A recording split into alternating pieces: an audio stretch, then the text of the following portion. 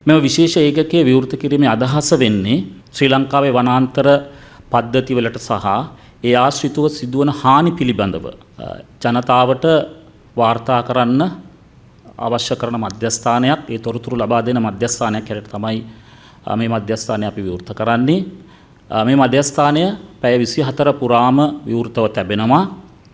එතකොට අපේ රටේ සිදුවන වන අපරාධ සහ ඒ ශේෂ්ත්‍රයට සම්බන්ධ කිසියම් සිදුවීම් තියෙනවා නම් පැය 24 පුරා ඕනෑම කෙනෙකුට මෙම ඒකාබද්ධ මෙහෙයුම් ඒකකයට වාර්තා කරන්න පුළුවන්.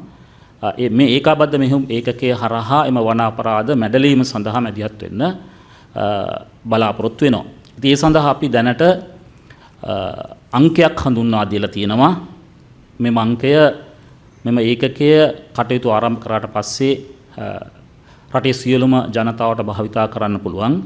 එම දුරකථන අංකය තමයි 1995 කියන දුරකථන අංකයෙන් 1995 කියන දුරකථන අංකයෙන් ඕනෑම සිදුවීමක් වන අපරාධ සම්බන්ධයෙන් මෙම ඒකාබද්ධ ඒකකයට වාර්තා කරන්න පුළුවන්.